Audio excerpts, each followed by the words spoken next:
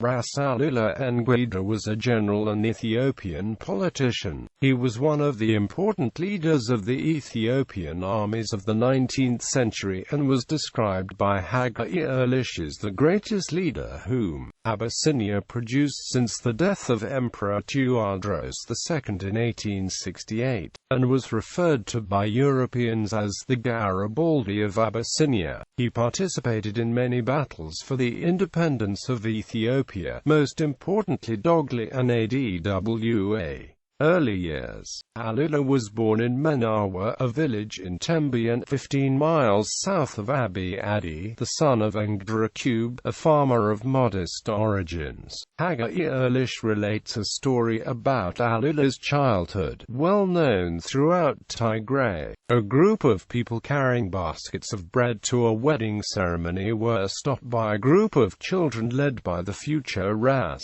who demanded to know where they were going.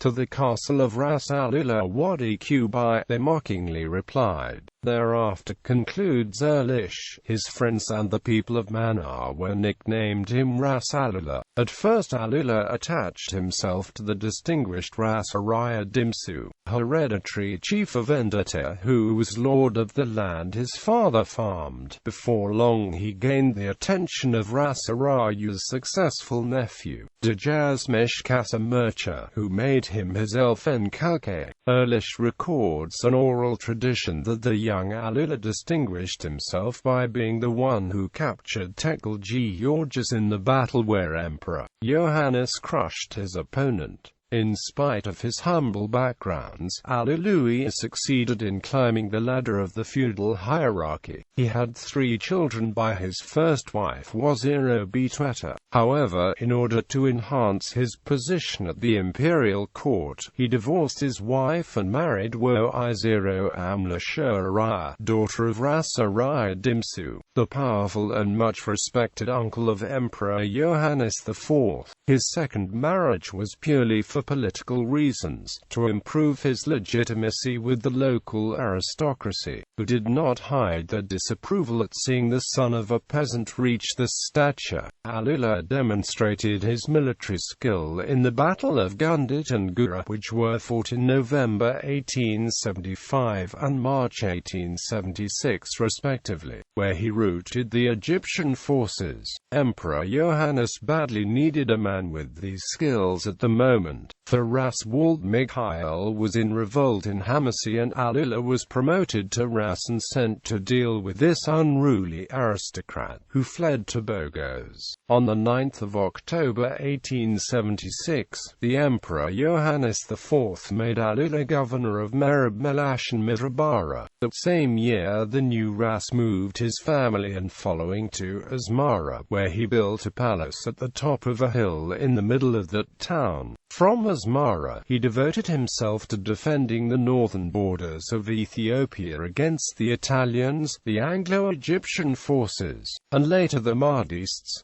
Battle of Kufen. In the Hewitt Treaty, concluded in 1884, the United Kingdom recognized Bogos and Massawa as possessions of Ethiopia in return for Ras Alula's help evacuating the Egyptian garrisons of Amadab, Al-Jadin, Keren, Gira, and Galabit, which had been isolated by the Mahdists, and because of these successes the British once more asked for his help against the Mahdists under Osman Digna. Ras Alula prepared for his campaign against the Mahdists, despite the opposition of certain local leaders who did not accept his rule. Nevertheless, Alula advanced into the territory of the Bogos, then entered Keren in September 1885, where he stayed for 10 days, then marched on Kufen. At Kufit, Osman Digna's forces were annihilated, but the Ethiopians also suffered significant losses. The commanders Blatigebru and Aselafi Hagos were killed, and Ras Alula himself was wounded.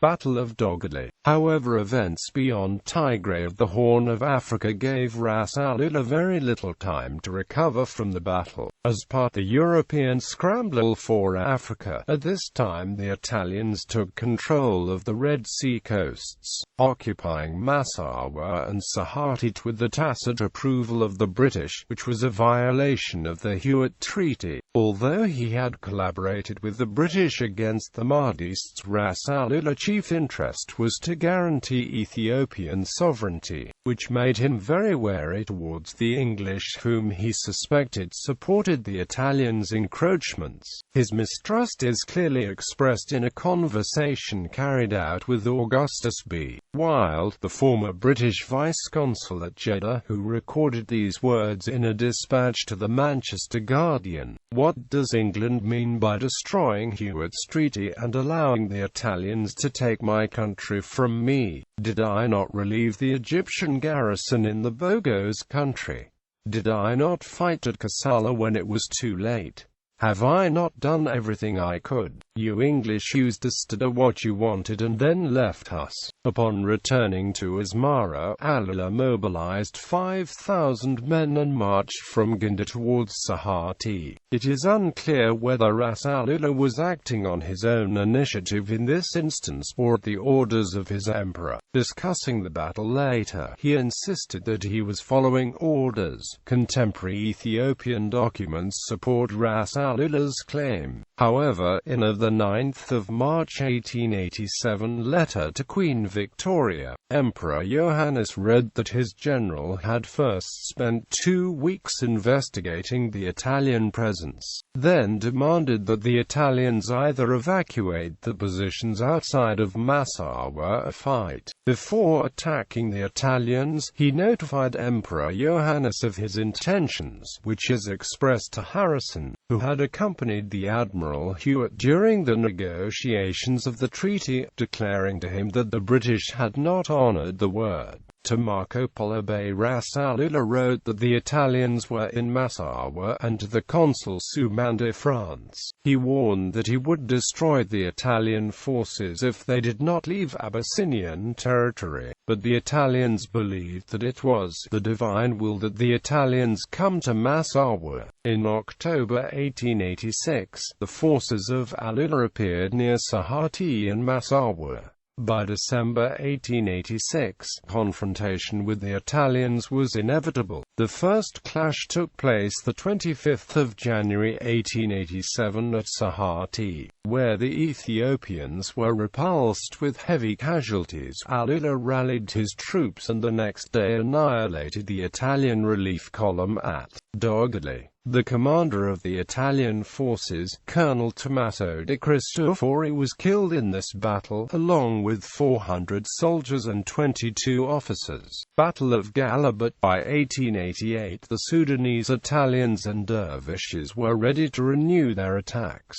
In March 1889, the Battle of Galabat was fought on the western Ethiopian border. Here the Emperor Johannes was wounded and killed, and his head taken by the Mahdists as a trophy, in spite that the Ethiopians almost carried the day. Emperor Johannes' death led to a period of political turmoil in Ethiopia. Although Johannes on his deathbed had named his son Ras Mengesha as his heir, and begged Ras Alula and his other nobles to support him, within a matter of weeks Menelik II was recognized throughout Ethiopia as the new emperor. Meanwhile, Ras Alula found himself isolated, his patron dead, and the steady Italian advance from the coast having deprived him of his power base beyond the Merb River. Menelik II of Shewi was crowned emperor only a few months after the battle. The Italian Count Pietro Antonelli, who represented his country in Ethiopia, hastened to Wuchale, where he negotiated a treaty with Menelik, which gave official Ethiopia recognition to Italian possession of all of the land the Italians occupied. A few months later, they used this treaty to declare Eritrea their African colony. Battle of Adwa. Following the Treaty of Wuchale, the Italians continued to extend to the west not only around Tessani and Agordat, but also around Adwa. Unknown to Emperor Menelik, the Italian version of the treaty had language making Ethiopia a protectorate of Italy, and the Italian actions were in preparation for its enforcement on his empire and making it a colony. When Emperor Menelik learned of this treachery, he renounced the treaty, which led to the First Italo-Abyssinian War, and as the bitter news spreads through Ethiopia, the major nobility and military figures, including Ras Alula, unanimously joined him. The conflict has its climax at the Battle of Adwa on 1 March 1896. In this battle, Alula was on the left side of the Ethiopian positions, on the heights of Wadi Abun, supported by Ras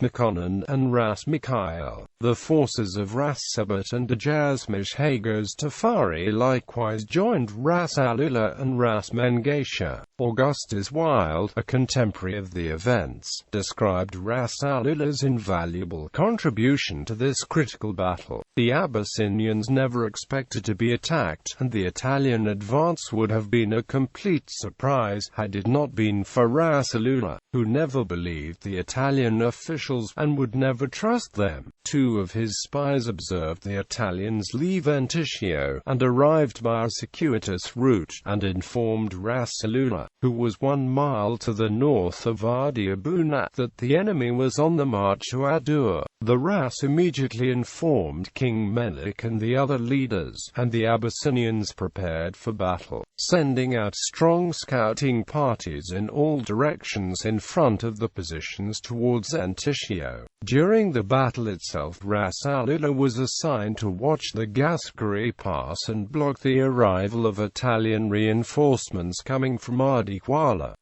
Ras Alula could not rest after this victory. Less than a year later, on the 15th of January 1897, he fought against an old rival, Ras Hagos of Tembian. Although Ras Alula was victorious and Ras Hagos killed, Ras Alula was wounded by a gunshot wound in the leg, and died from his wounds the 15th of February 1897.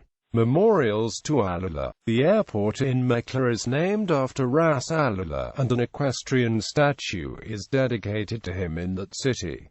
A hotel in Aksum also bears his name. Ethiopian scholar Richard Pankhurst named his son, Dr. Alula Pankhurst, after the Ras. Zudu Belid named his son, Alula Zudu, after the Ras.